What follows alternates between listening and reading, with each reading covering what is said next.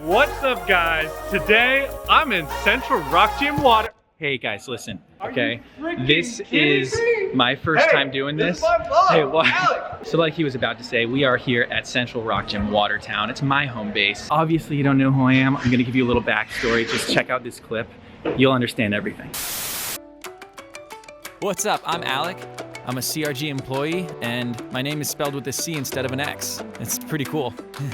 I like watching squirrels. That's one of my main hobbies. Anyways, today we're gonna be learning about how the setters go about their process. I get asked a lot of times, how do they go from a blank slate to this pretty wall that we see, all these pretty routes? So today I'm joined by Vito and Peter, master setters themselves. What's up, guys? You're good. You can't answer this. What's up? What are you guys doing right now? We're forerunning. Forerunning? Okay, testing our climbs. So when you guys are setting, do you have an idea in mind, or are you just winging it? How do you go about from a blank slate? How do you go about starting it out? We usually start off with the concept. We know what angles we're going to use. We know what holds are in the hold room. For the most part, the very minute stuff we do on the fly. Maybe we want dyno, maybe we want volumes. We take up the holds that we think are going to help facilitate that. And then we make those small adjustments on the fly. Whatever's going to work best or whatever the T-nuts or the wall allows us to do. I would say my approach is quite similar. However, I think some people use different techniques. Some people like to do focal point setting, where you might throw up 3 or 4 holds that you really think are going to be like either the aesthetic focus or the movement focus of your climb, and then set maybe from there to the top or from the bottom to there, and then do the rest. Some people set top down, but all of these sort of work within the parameters that Peter just described. Do you have like a backlog of moves that you want to put on the wall? A lot of people will actually write down their ideas and save them for a specific wall or a gym that they get to set in. For me, there's usually 1 or 2 ideas that I'll just kind of brew over the weekend or during the week. I save that one move at a time. Some people also will draw pictures to try and get their ideas out of their head and actually saved on paper before they try it out. Guys, let's be real. Everybody on YouTube knows that you just go to the neighboring gyms and steal ideas from them. Cut through the weeds and let's get to the point. Which gym do you usually go to cheat the moves? Cambridge. Yeah, Cambridge, Watertown, Waltham. Are you about to get on the purple, or are you all done forerunning this I'm going to get section? purple. See if it hits the grade, see if there's any moves that stand out as weird or uncomfortable. We change it to make that work. If it's too hard, we make holds better. If it's too easy, we make holds worse. And then we put up our consensus cards, get the member feedback, and then put up our grades a couple days later, a week later. So if any of the moves make you like emotionally uncomfortable, is that something that you try to avoid or something you encourage? If we can highlight emotional discomfort, we're going to do it. Okay, good. Yeah. You with me, luck? No, you don't need it.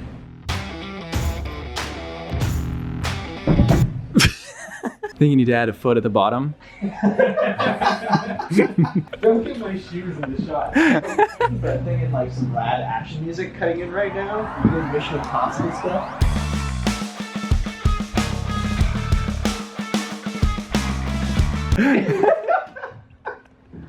Oh, he's got it. Oh, that's so cool. I gotcha. How hard? 10? 9. Is that what you're going for when you set it? Grade-wise, yeah. Grade-wise, yeah. I was going for a 9. I was also going for a little bit of awkwardness in that dihedral.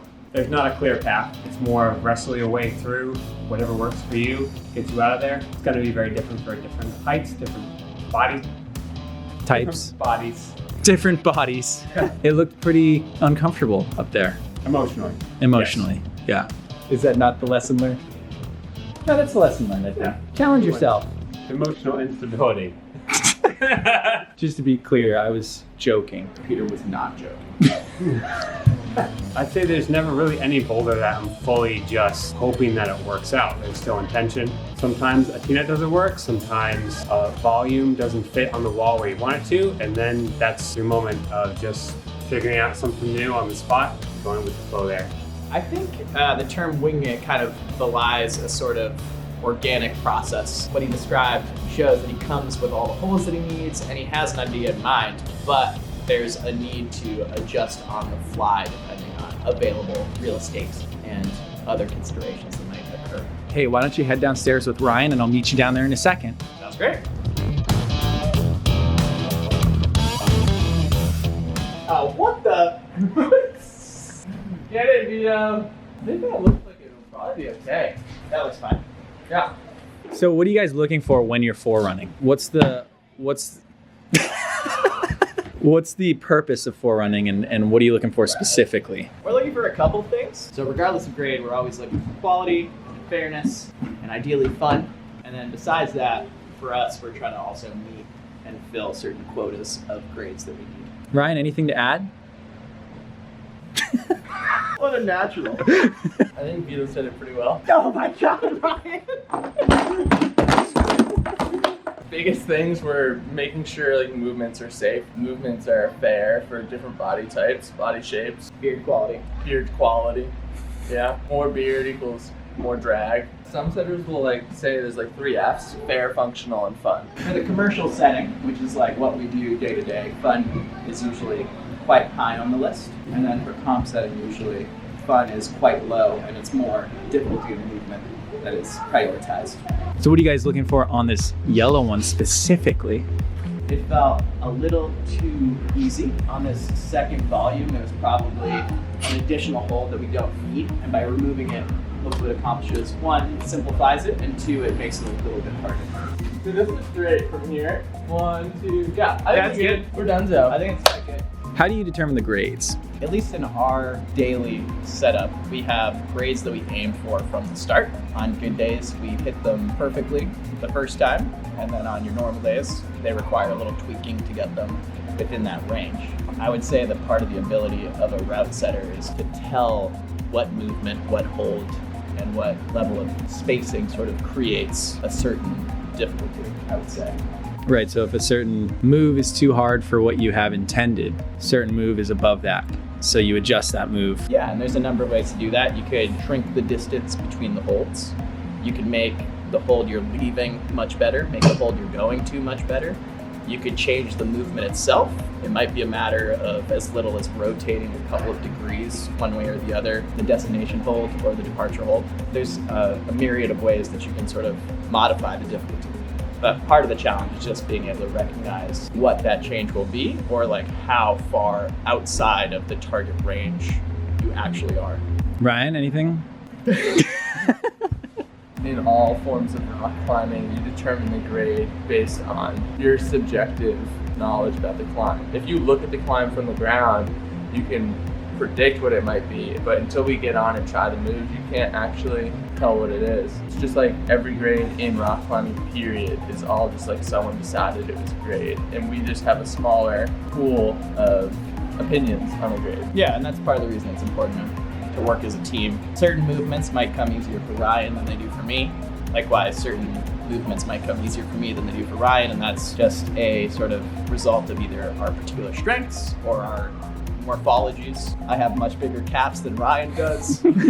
The calf hooks you have to anticipate. Calf hooks, really meaty calf hooks. You know, it's important to work as a team so that we can sort of average our collective experience on that boulder and arrive at a relative grade. And then also being a knowledgeable climber about your own skill set and saying like, oh, this really fingery crimp climb felt V4 for me. But if I wasn't a very good crimp climber or an average crimp climber, this might feel V5 or V6. How about you guys, we'll make a deal. On all of the stuff on the orb, if you could just say that all of it is like V12, so I don't feel as bad for not doing it. Yeah, I mean, it's next week. You could probably make that happen. Okay. What's the most confidential thing you could tell us about CRG's setting? You heard it here first. So I personally love breaking beta. You guys have beta that you're trying to...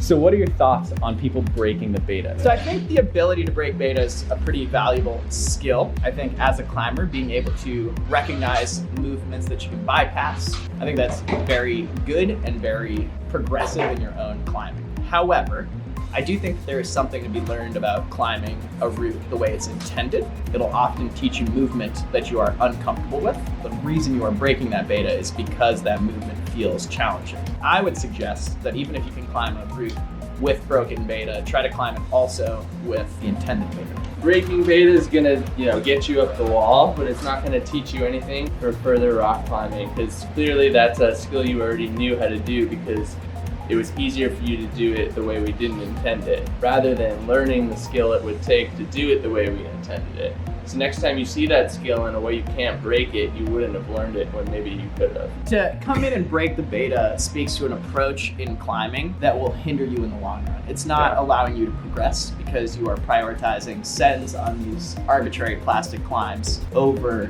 a lifelong progression in a sport. I think it opens up a whole new realm of possibilities to figure something out that might even be harder than the intended beta and do some funky moves that I wouldn't run into normally, as long as I know that I can do the intended beta. So what do you think about that? You think I'm a good climber? Am I a good climber? If you're breaking our beta, that probably means you're stronger than you think you are. You're probably stronger than me too. 'Cause I can barely ever do the beta that people do when they break the beta. Probably lighter than me too. I think it's okay. No, this move, I think you got it. Come on. What are you guys going for in terms of the grade for this one? 3. 3?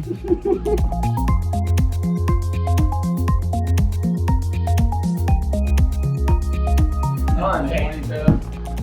Dude, those shoes are probably the worst for this. I know. Just wanted to come back upstairs and see how the upstairs setting is going. Hey Peter, hey Vito, what are you still doing up here, dude? Anyways, just want to say thank you for taking the time to do this and talk to me. Anyway, I'm gonna get going now. All right, so you guys have to stay there. Don't move. Don't move. All right. Hey, wait. That's about it for today, guys. I hope you enjoyed it. I hope you learned something. Don't forget to like, comment, and subscribe if you want. I'm not gonna give this camera back to Alex for a little while, so buckle up. Anyways, see you next time. Vito, how'd you get that sweatshirt? It's CGI. Nope. I don't know what I was gonna say now. How's it going? Hello. And my name is spelled with, I almost said with an X. I was just misspelled my own name.